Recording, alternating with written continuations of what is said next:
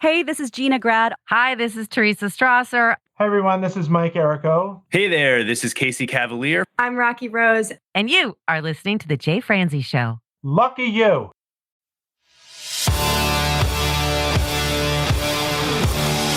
Welcome to The Jay Franze Show. A behind-the-curtain look at the entertainment industry with insights you can't pay for and stories you've never heard. Now, here's your host, Jay Franze.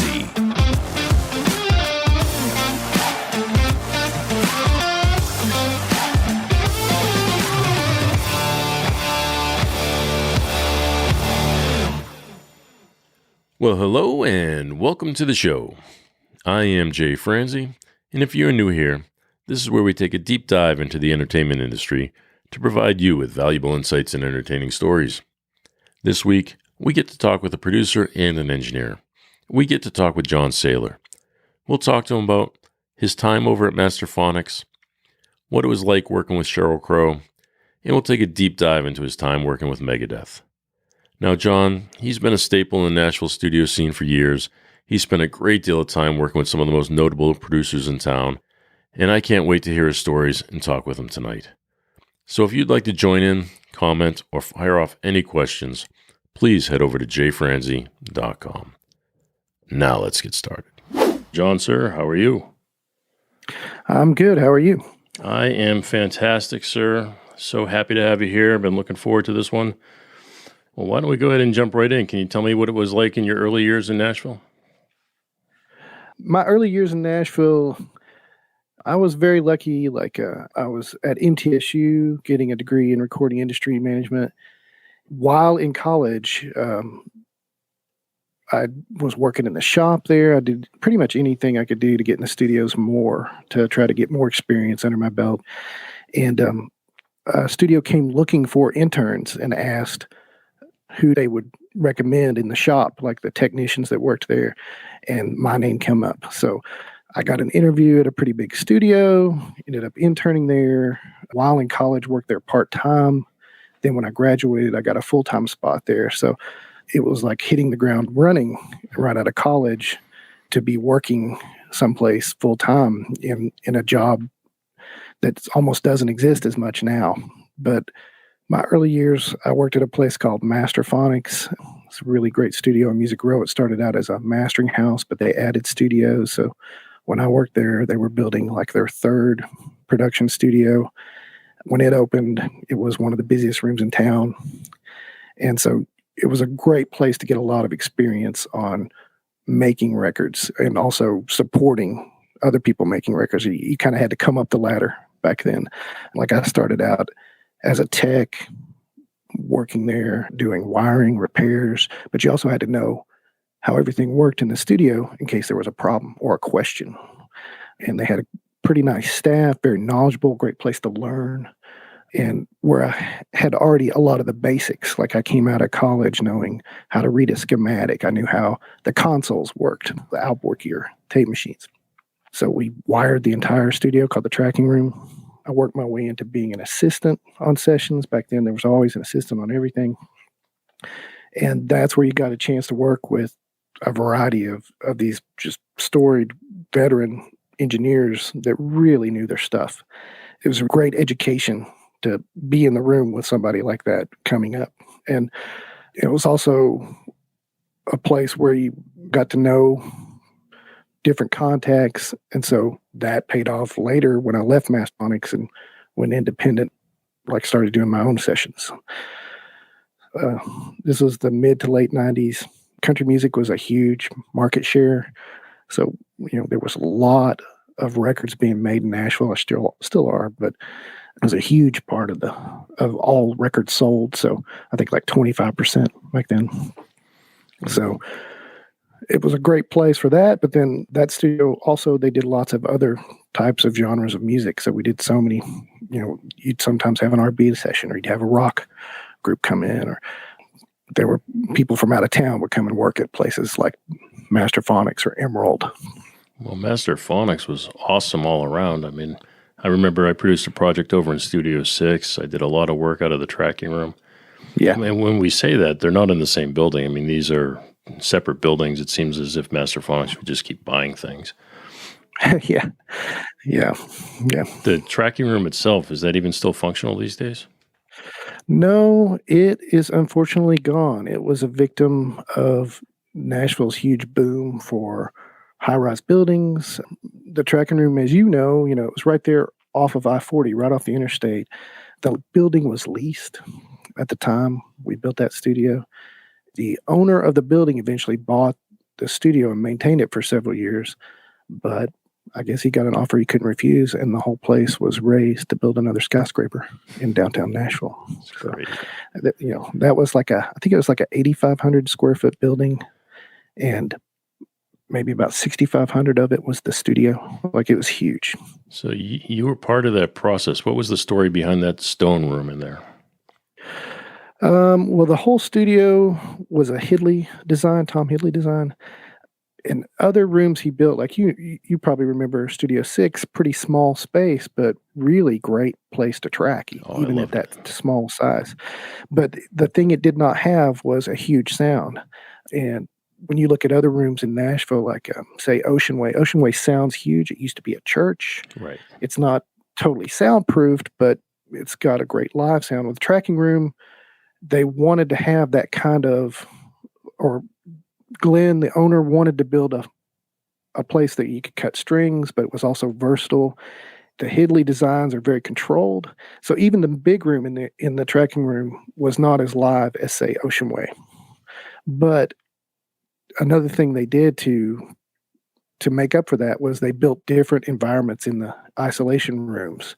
So the stone room, it's an ISO booth, but it was huge. I mean, it was the size of a lot of studios' main room.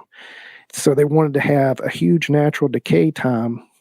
So they built that into the room with the materials used. Also, the shape of the room meant there weren't any like modes or hard reflections that would bounce back and cancel out. You could also control the decay time in the room by adding gobos to the room to deaden it down as much as you needed. So it was kind of like the ultimate play zone to figure out how you wanted to control the ambience of something, because we used it for everything from, we tracked drums in there. I'm pretty sure some of the Megadeth drums were tracked in there on those two albums. It was used as a live room during mixes where we would set up speakers and microphones on each end of the room. And it was just a huge natural sounding decay before we had all the plugins we have now. Yeah, we put drums in there. We put guitar amps in there. Yeah. We had a field day with that room. Even on string dates, if we had string dates where you'd have like a 40 or 50 piece in the main room, we would often open up that room and put mics in there, like really quiet mics, and record that as an extra room source on the string date to give you more ambience if you needed it in the mix. So really great room. There was pretty much nothing else like it. Well, you mentioned a couple of things in there I wanted to touch on. The big thing you mentioned there was Megadeth. But before you get into Megadeth for me, what was it like going to school at MTSU? MTSU was pretty great. I started out getting a music degree at ETSU because I'm from East Tennessee. Late in my years at ETSU, I changed my mind. I wanted to change majors, and I started looking around for schools where I could do audio because I was doing a lot of that live. And at MTSU, they had a brand new building at the time. They had an SSL console, which most places didn't have, and that's what most studios in Nashville had, or about half of them had at the time. And you got a lot of time in the classes as an upperclassman. They had lots of recording courses. You also had to learn about other parts of the music business. You had to learn about mass communication in general. I got an electronics minor while I was there, so it was a great place to learn and not that expensive at the time. MTSU at that time, I believe, was $800 a semester. And when you were in one of the production classes, you would get 40 hours of time in the studio for $800. Right. That's Doesn't happen pretty cheap. anywhere else. Yeah. The reason I even asked you that was because I've had a chance to teach at a lot of the different audio schools and never over at MTSU, so I just didn't know what that one was like. it was a good program. I bet it still is, as far as I can see from what I read about it online. So. Yeah. Everybody I know that's gone through the program seems to be pretty solid. But let's go ahead and get into Megadeth. Can you tell me what it was like working with Megadeth? That was pretty wild experience. I was working for the studio when they were in, and then I ended up being an assistant on some of those. And then on a later album, I engineered some of the bass tracks on an album where Jeff Balding was producing it. But Megadeth was like a totally different vibe or production schedule than like your typical Nashville record. As you well know, like, on a country record, often you'd cut tracks and you'd maybe do like a song a session. So you'd have 10, 12 songs in a week or so. And then there's overdubs, editing, mixing. It's very organized and structured. And not that Megadeth wasn't, it was just, they just took longer to do everything, or they'd try different things, or they'd only work on one thing at a time. We would do a country record, and in the core band, you got that whole thing all at once. And you do overdubs and stuff to that. But the initial tracking session was most of what you'd hear on a record. Well, Megadeth, when they would do things, they would do one guitar at a time, just drums at one time, just bass. More for New York or LA style. Yeah, I think so. From my limited experience from those other cities, but also kind of crazy to work with these people that are like from a totally different genre than what you're used to, and the speed with which Dave could play stuff was just crazy. I would remember there would be like Dan Huff, who was producing it, great Nashville, worldwide guitar player, and Dan could literally play anything he could imagine. He could play it immediately on the guitar. And so they would be coming up with ideas for a solo or this or that. And Dave would have ideas too. And Dan would play something, and then Dave could play it pretty much right away too, or come up with something different. But then he would always speed it up, it would always just be mind-numbingly fast, and he was very kind of type A, like he would kind of attack the track. So it was kind of interesting to watch that dynamic between Dan's being this one type of guitar player and Dave being this other type of guitar player, and also the two personalities working together. Did you like working with Dan? Oh yeah, Dan was wonderful. He's a really, really great guy, incredible player. Really understood what he was doing. Really knew how to get the sounds he wanted and pick the right people. Just amazing. That's one of the greatest things about Nashville is the musicians, and not just their musical skills as session players, but in his case, like as a producer too. Well, you mentioned Jeff Balding in there too, being Dan's engineer for the most part. Yeah. What did you think that collaboration between the two of them was like? Pretty stellar. I mean, they really understood each other well. I've heard this story once, and it was not from Jeff, I don't think, but I heard that they met originally going to Belmont. Yes. Dan's dad was already in the music business at that time, but they're both going to Belmont, and I think they may have even roomed together. And at the time, I think Jeff was going to school as a guitar player, and here he meets Dan, and suddenly he's an engineer. I hope he doesn't get mad at that, but like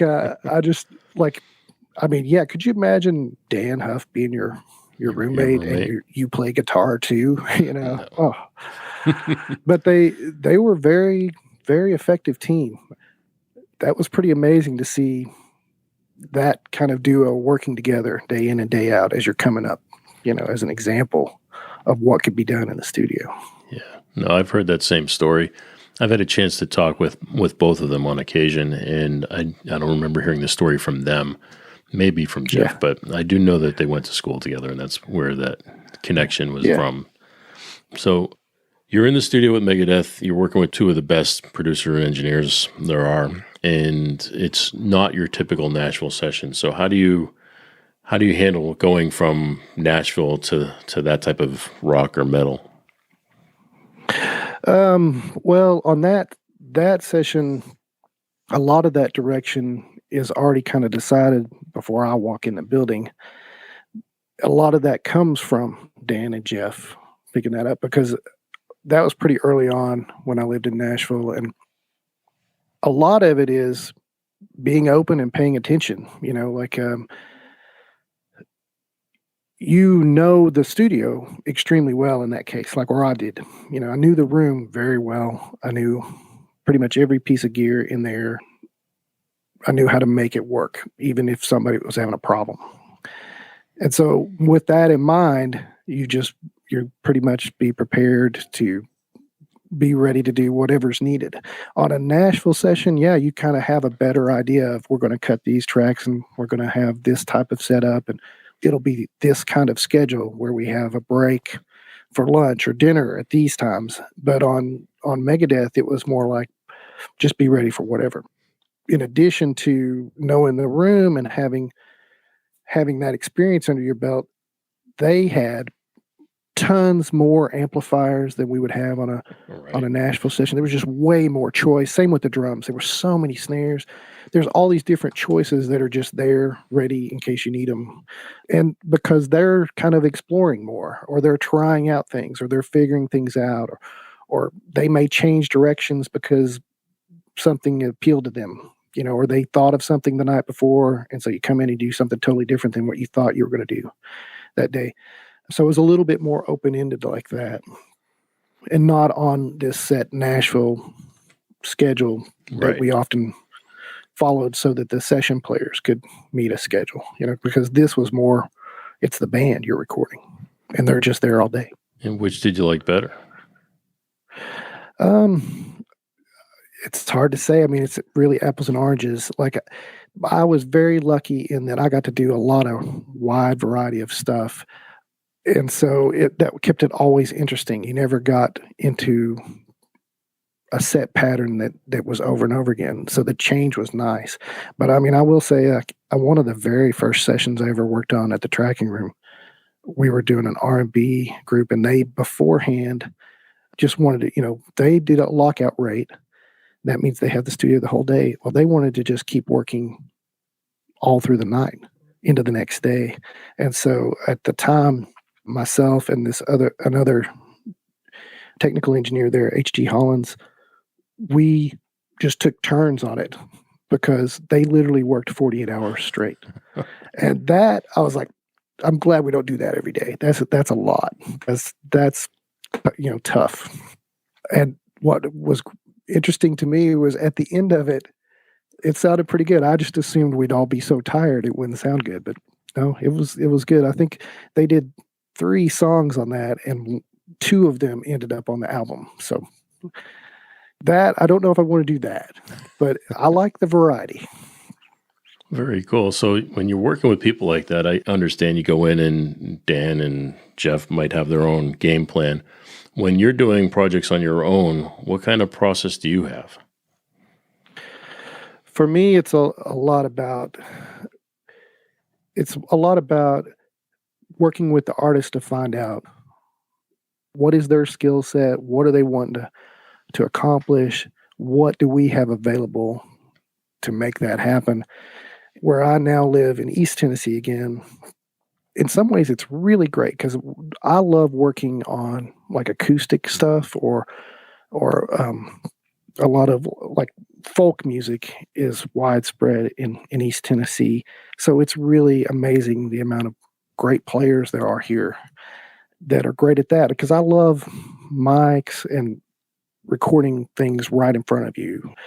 And working with artists here, what's different is, in Nashville, you got session players. It's a little more structured. Here, it's more open-ended. So you got to figure out what they're capable of, what they want to get done, and then try to keep on that goal. Right. Marry those 2 paths. Yes. While still making it an environment that's comfortable and they have the feeling, that anything can happen. You don't want them to feel rushed at the same time. You want them to be just enjoying it. But a lot of that comes, for me at least, from just being ready and not letting anything slow you down. Like, I don't ever want to have them waiting around on me as the engineer or as a producer. I always want to be ready for whatever they want to do. So, you probably know this. Some of it's, you just have to be really fast on the stuff and that way you can stay ahead of them. And sometimes it's like, I'm not going to do something really complicated. I'm going to get a sound and go with it if that's where they are in that moment. It's like different for every artist, But I think a lot of it too is like, I try to meet with them before we get into my studio. Sometimes that means if they rehearse on their own, checking out one of the rehearsals or checking out a performance, seeing what they want to try to create. Sometimes it means getting them to rehearse here. If they're already going to rehearse anyway, have them come to my studio and see what they sound like once we put mics on them. And they're thinking, we're just here to rehearse, but really I'm recording everything. Of course. And that kind of takes some of the stigma out of it. Takes the right pressure away. Yeah. Yeah. And I've definitely had experiences like that where you bring people in and they don't think there's anything to risk because they're just really doing a rehearsal. Then you get something recorded that they really like how it sounds. And so they're already over that hump of, oh, we're going to go in and record. They didn't even know we were really doing it. And then we've got something they already like. And so then they just want to continue. So that's kind of a nice little trick to get people over the red light. No, I like that. And how do you end up balancing that technology versus creativity portion you're discussing? Well, I will say, like, to me, it's like the technology can't take over, or it's got to take a back seat to the creativity. I definitely learned that in Nashville when it was like, if we set up and we're trying to cut a track, and I'm sure you had this too, a lot of times in Nashville, the best take was the first take when they didn't quite know the song completely because there's somehow this magic in it. So, I learned that early on, just be recording already, be ready. But that's the same kind of thought process of not letting the technology get in the way of the artistry. When you marry them, really the technology part is kind of invisible. I think, like, you want them to be like, wow, that sounds better than I ever thought it could. But you don't want them to sit there and think about, how did you do that? Or you don't want them waiting on you to get that sound. Right. You just want to be ahead of them, basically, on the tech side. Do you have any examples you could share? I guess, like, what I would say is, if we're working on a song and we get a couple of takes that are pretty good, but they like one part of one take and one part of another take. If I can fly one into the other at the edit point right there in front of them, and they immediately hear how it sounds, that's a real game changer for their confidence in their ability to make a record with you and what can be done. The fact that it's not like this waiting game, that's pretty nice. Yeah. It's the same kind of thing when you're trying to dial in a sound. I don't want to pick ahead of time what a player's going to sound like. I want to kind of hear what they sound like and then mic them up and try something out. But at the same time, if they've got a song and it's totally ready and you can kind of tell that they're ready to go, I'm not going to try a whole bunch of different things. I'm going to get a sound quickly. Yeah. Because that's far more important than which mic I used on whatever record.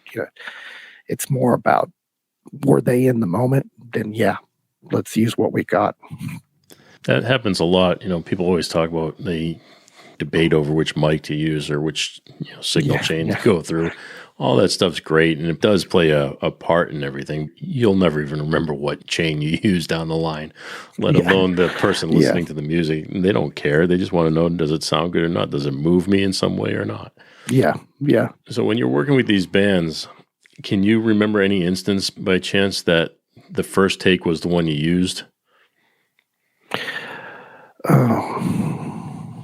We did a record with Ronnie Millsap where he did a bunch of standards, like, My Funny Valentine was one, for example. But there were so many on that where, as we're figuring it out, that's the one, And he's kind of very specific about things he wants because he can hear he really hears just every little detail. I remember several times where we've recorded multiple takes and always end up going back to the first one, but it's hard to pinpoint those exact moments. But I can even tell you, even with guitar solos, I was talking to Bob the other night. We were talking to Bob Bullock, producer, and he worked on the Shania Twain projects. And he was talking about working with Mutt Lange and how they spent hours and like an entire day working on a 4-measure solo, and they pieced together parts from 2 different players to come up with that solo. Meantime, I mean, you're talking about 2 of the best guitar players in the world, and I'm sure the very first take from either one of them would have been just as good as what they came up with. Yeah. I remember things like that. I remember him being in the studio and just it being that many takes. But you're right. Like the first take sometimes is it. I know on those Mark Knopfler records that we did at the Tracking Room, some of those, like on the Ragpicker Stream, it was like the first take. And I mean, we had this huge setup, like 2 24-track machines slaved together, an entire new Windows system of chuck inlays, and you'd cut something and it would be the first take, would be the one they'd decide they loved, right? Over and over again. That's funny. So Chuck recorded Mark Knopfler over in Masterphonics? Yeah. This was when Emerald owned it, and it was before Mark built his own studio in England. Chuck also has Soundstage of his, so I mean, right? He was at that point. He was at Soundstage a lot, but they did the Ragpicker's Dream and the duets album with Emmylou Harris at the Tracking Room, and I know we brought one of the Studers over from Soundstage to have 2 analog machines. Yeah, bring some of your own gear, but do it over here. Yeah. And of course, Chuck, being Chuck, he had like all these different awesome pieces of incredible gear that people had just was like, hey, try this out. Here's something brand new we made. You want to see what it sounds like? So he had all these things for that we could play with too. And he's an awesome guy too. I mean, he's just amazing. So you've had the opportunity to work with all these great producers and in all of these great studios. I mean, you've actually had a part in the creation of some of these great studios. Let's start with the studios themselves. Do you have any that are a favorite to you? I mean, I love Studio 6. That was probably about my favorite room. I like the mix room a lot for mixing, but Studio 6 was pretty great all around for all parts of the production process. Just very, very nice, tight room, great sounding console, nice outboard gear, all the mics we could choose from. They even made use of the slate wall in there too. Yeah, we would, I remember I learned a trick from Ben Fowler where he would put like a B&K mic right up against the wall, pointing at the wall instead of the drummer. Yeah. And he would get this incredible like reflection off of it that was a nice mic to blend into the drums. It was like it mattered more where the mic was than what mic it was even, right. Yeah, of course. And I don't think a lot of people think about it like that. I think especially up and coming engineers, they want to try everything. They want to, they read these articles about these great mics and this, this process or that process. A lot of the times, the people who have done those things that these engineers are aspiring to, they just chose whatever was next to them at the time. They weren't out there saying, well, this would be the perfect microphone for this particular use. And no. So, I mean, I remember talking to Eddie Kramer once, and I brought him into the school to do a workshop. And one of the students said to him, I really try to emulate the way you did drums, and we only use 3 or 4 microphones. And he's like, well, if I had the choice back then to use 12, I would have put 12 on the drum kit. He says, I was just limited to what I had. I wasn't doing it for a particular reason. And I think that's something that we all need to know is that, you're working within your means. It's just whatever gear you have in front of you, that's the best gear at the moment. Yeah. Yeah, that is. And it's like if you just go from the guiding principle of does it sound good? Like I start out with like I think anybody that's done this for any period of time has an aesthetic in their mind. They have an idea of what they like. And it doesn't mean everything's going to sound exactly the same, but it means you've got a good idea of what you like and what you don't like. So then when you go in and you listen to someone, you pick what you're going to use and where based off of that. And that kind of guides you, but it's the same guiding principle whether you have a bunch of mics to choose from or hardly any. And you're still going after the best sound you can get with what you've got. It's just a matter of picking it out. Like, a lot of times, I don't, you've probably done this trick. Like when I'm doing acoustic, I know really well where I like the mics, but I still, because I've already got a cue box sitting there, I'll put the mic on input and put on headphones standing there while the guitar player is playing and just listen. Yeah. As I'm moving it around, just to find that spot I like the best. And like electric guitars, more often than not, I don't do a ton of EQ to tape or whatever it is now we record to. Virtual tape. Yeah, like I don't EQ it a lot. I'll EQ the heck out of some things, but electric guitars, a lot of times I go and move the mic, because you can just move it just a little bit on a guitar cabinet. And that's the best EQ. Sure. Also, all the settings on the amp itself. I mean, utilize that stuff. I agree. Those things are like so much more powerful than putting a bunch of EQ into something to make it sound good. I mean, I'll use that when I feel like it's needed, but there's other things I can do first to get that sound. Sure. Yeah, I mean, now we're talking about technology, and we talk about Studio 6 having that SSL console, which I really liked. I got a chance to record or produce a project there for Maddie McCree. It was really great. We utilized everything in the room. I mean, we tried every spot. We tried everything. We had Charley Judge come in and play piano for us. It was just a great experience. But the technology that's going into these rooms, not only the build of the rooms, but the console and tape to digital, what do you find to be the biggest challenge with the change in technology?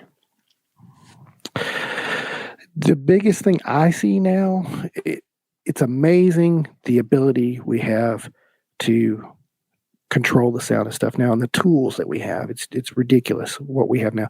Like I look at recordings now, when you and I were younger, you couldn't have a home studio that sounded like where we worked at in Nashville. But now you can. But at that same time, sometimes I come across like young guitar players and they'll have a brand new Line 6 rig.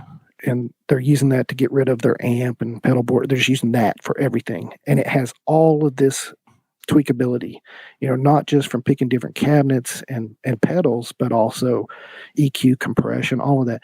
But then if they're new to it, they overprocess it. So that's kind of the scary thing now is just because you can process something a whole bunch, it doesn't always sound good, or it might sound tiny at the end of it. And then what can I do with it as the engineer at that point? If it's already like compressed that much or EQ'd that much. Yeah, I can't undo that. So sometimes that's the thing. It's like, oh, I wish I could have just gotten this a little bit more raw or less processed. When you talk about working with like Dan Huff and Jeff Balding, I think that's the difference between working with a seasoned producer and engineer versus working with somebody who's out of a home studio. Even if they know what they're doing, those guys like Jeff, when he's recording something, he knows what the limitation should be on the tracking side of it because he knows what he's going to have to do on the mixing side of it. And I think that comes with experience, and that's what the people these days are lacking is just experience. It'll come in time. Yeah. Yeah, there's two things about that come to me right off the bat. One is you might do it differently if you know you're going to mix it or if you know you're not going to mix it. That even changes it some. Also, like you want to leave some room in there to decide later some of it. But yeah, you're right. I think another thing that marries to the having an aesthetic in your mind, or at least a rude idea of of what's good and what's not is having done it a lot before. Like you talk about Jeff or just anybody that's done this for a long time. You've done so many of these things before. You have that experience to draw on that marries to the aesthetic that helps you figure out where that track needs to be just when you're cutting it versus if you're mixing it and somebody else is, or what style it is, which producer you're working with, what the artist, how comfortable they are with the sound. It's those kind of the guiding principles, I think. Well, on that note, do you have any techniques that you swear by when you're in the studio recording? I really like making sure the musicians are really comfortable. And that's kind of the guiding principle behind it. My studio, I can set it up to where everybody's isolated, or I can set it up to where people are in the room together. But I figured that out pretty quickly from how the musicians or the artists are comfortable with it. Because if they're not comfortable being in separate rooms, the isolation isn't worth it. I'll pick mics that I can control the bleed with, and bleed is not a terrible thing. No, it adds to, as Bob Bullock would say, it adds to the party. Yeah. Yeah. Ed C was the same way. He was like, oh, bleed's great. And so I don't let that stop me. It's more important that they can play a good song, have a good performance. So that guides me, and then I pick things they're in all the same room.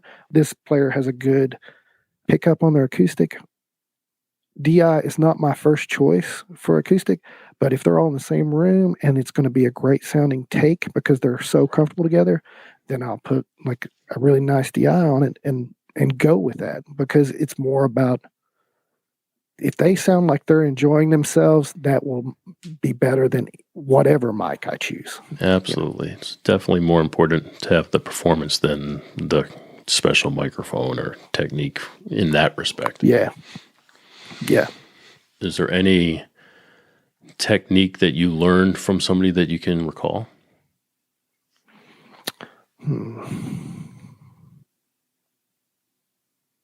I'd have to say,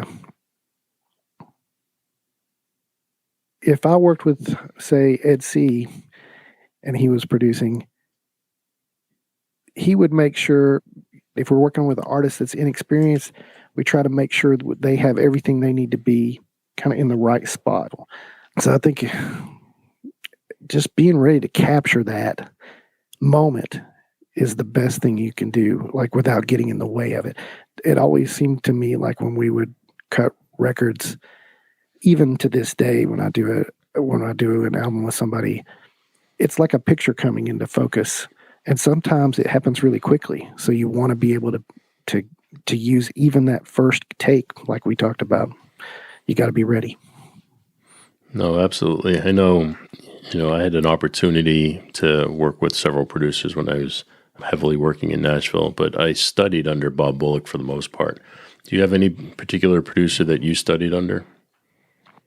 I came up working a good bit with Ed C. I also worked with F. Reed Shippen a good bit, and also Ben Fowler. He's an excellent person to work with. I really enjoyed his ability to see where something could go.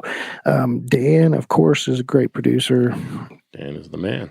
He's kind of hard to beat. So I was very lucky to have kind of a wide variety of people I worked with over my years in Nashville. You also had an opportunity to do a project for Sheryl Crow. What was that like? That was pretty cool. That was another one where the Nashville kind of schedule wasn't the same. It was more like experimentation and trying things, and totally different players, different setups. And another thing that was unique to me about it was a lot of the Nashville stuff, you already have the song. The kernel of it is finished before you go in and cut it. But when she was working on Come On, Come On, they would come in and work on songs, and they weren't really sure where they were going to go yet. They would try different things, or they would scrap things that I thought sounded great, but it wasn't the direction they wanted to go. So you just had to be able to to go with that. I mean, it was a decision-making process a lot that was between like her and Trina Shoemaker, figuring out, is this what this really needs? I know we just did this huge B3 part, but does it need this on this song? Let's try something different. Turn that off, Then it was like writing in the studio, which, wasn't something I was used to as much, being a Nashville guy. What studio was it in? That was at the tracking room as well. Was it? Yeah. Wasn't that I always heard it, I don't know for a fact, but wasn't that the world's largest recording studio? I don't know. Like, I know it was pretty huge, but I mean, like, it was on the same scale as Ocean Way, and at the time, Big Boy at the Kitchen was around the same size, but it was pretty big. Yeah. It was a large facility. I know it was like one of the most controlled environments. Like the noise level floor of the studio, when you shut all the doors, like the loudest thing in the room was your own heartbeat or the blood going through your body.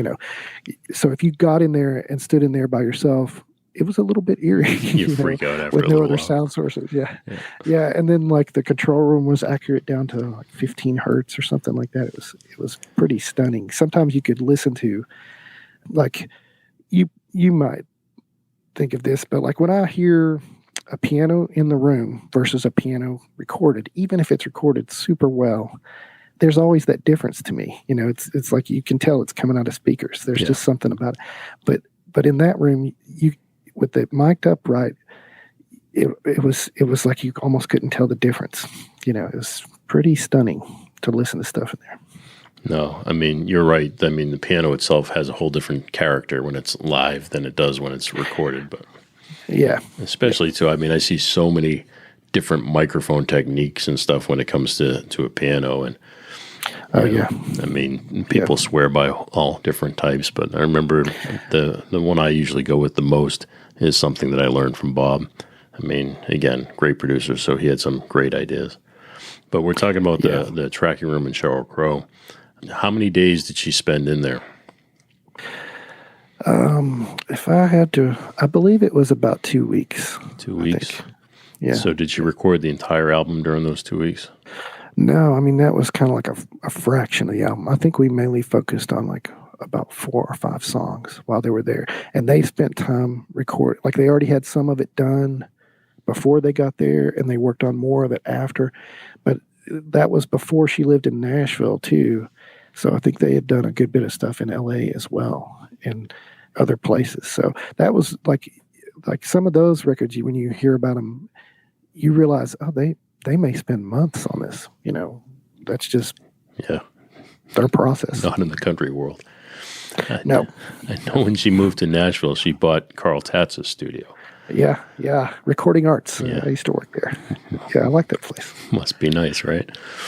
But yeah, must be nice. So that time, I mean, what was Trina's process like?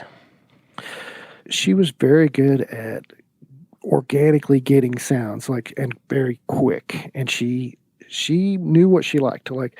She had a few specific pieces of gear she really wanted to make sure she had on hand, or that the studio had. Like there was an ADL compressor she wanted to make sure we had that, which we did. And not but it's basically like a LA2A clone, But she would get sounds pretty quickly so that the musicians that came in could do what they came there to do. And it was kind of like when Sheryl was there, it was kind of like this, word got out. She was in town. She's working on an album. So people would show up. And sometimes they would end up playing on something, or bringing an instrument that got used by somebody playing a part.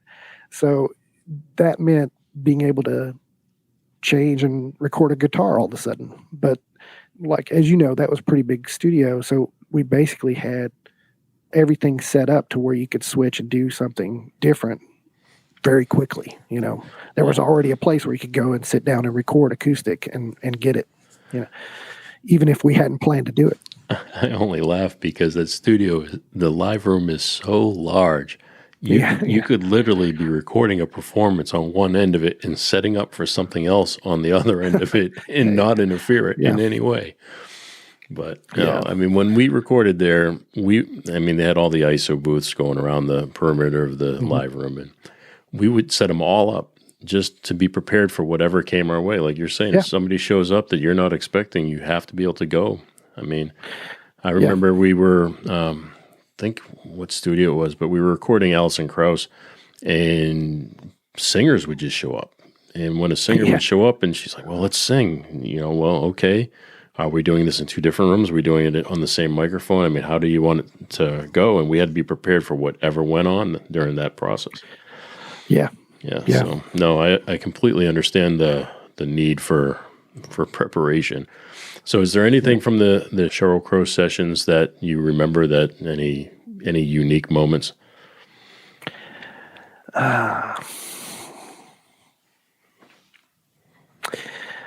I mean, she brought along her guitar player who played in the band with her at the time, and it was a pretty special treat to hear him put down some tracks, because you're in this town full of guitar players, and I've count myself very lucky to have heard a lot of them play over the years, and he was somebody I'd never heard before, and it was pretty amazing to watch his part come together. He put down a solo on one of the songs that ended up on the album, and it was just amazing to hear that. Also, if I remember right, I think Matt Chamberlain played drums on some of those songs, and I'd never heard him play before. Although he had gigs in Nashville, it wasn't in my circle. So it was amazing to hear some of the musicianship that just happened right there in front of you. Oh yeah, that's awesome. I mean, I know we've crossed paths hundreds of times, so we've worked with some of the same musicians. Like we talked about Jeff King, who was on the show. Yeah, I mean, he is by far one of the best guitar players, and just a great guy to just be around, and just all around fun. Andy Hull playing drums. I always loved working with Andy just because of his personality. But yeah, there's just so many people. It's just really cool. But when you're recording this stuff and you're working with Sheryl, what's her personality like? Well, the thing that was kind of unique about that session was she's really, like, Trina is the co-producer, but Cheryl's pretty much deciding everything. I mean, with Trina's input, but a lot of the sessions, you and I know, there's an engineer, a producer, the artist. There's some back and forth between all three of those people to different degrees. But on this, she's pretty much the artist and the producer, so she's making a lot of decisions. And also, she's got to think about what direction she wants to have. How does she sound? Is she happy? What does she think of the song? But she's doing all of that kind of herself without having a producer to bounce off of. Yes, Trina is part of it, and they did do a lot of that. But it's kind of a different dynamic to see that happen between two people instead of three or four. And that's a lot to have on your shoulders. But, I mean, she really knew what she was doing. I mean, she still does, I'm sure. She just, because excellent singer, good musician, but she also understands like what it takes to make a good song great, and also what she wants, like what her identity is going to be. Not everybody has or can wear all of those hats at once. Well, yeah, like you're saying, she did well. If they do have the ability to wear all those hats, it's typically not at once. Yeah, I mean, she is one talented woman.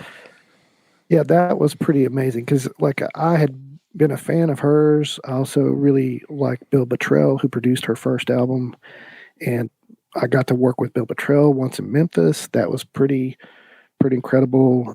I went down there and worked on a Shelby Lynn thing, and he's very intense, and he very, very much knows what he wants and how he wants to do it.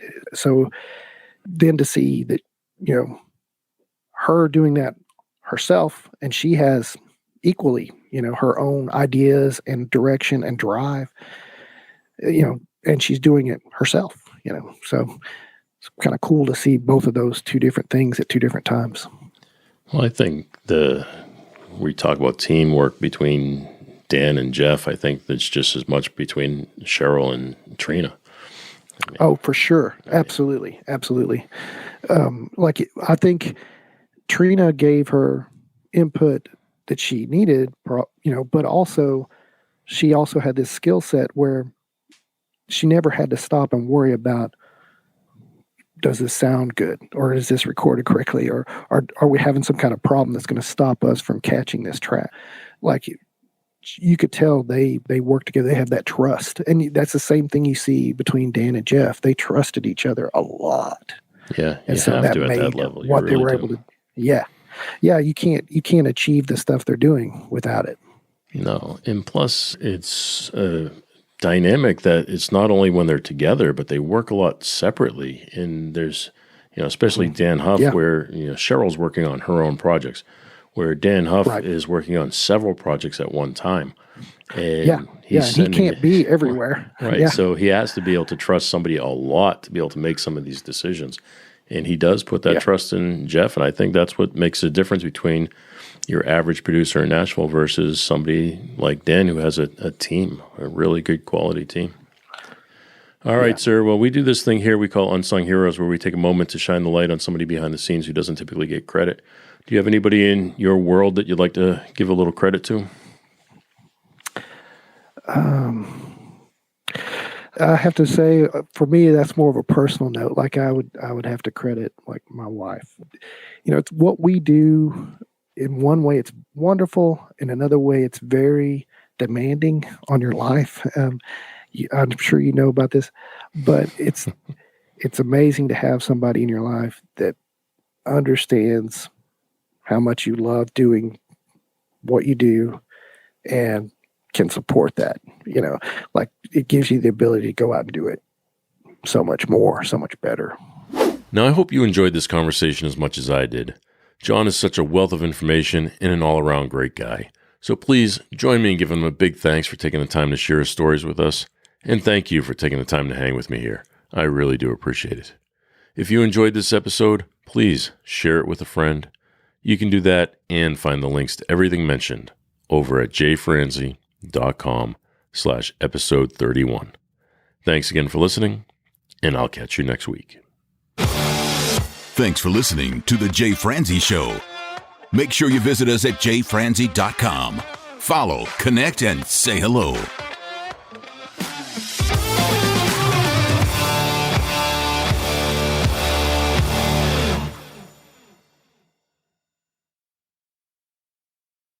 This episode has been brought to you by VR Knives, your source for 100% custom knives made by a true rock star. So, if you're in the market for a new piece of art, reach out to VR Knives.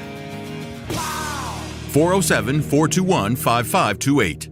407-421-5528.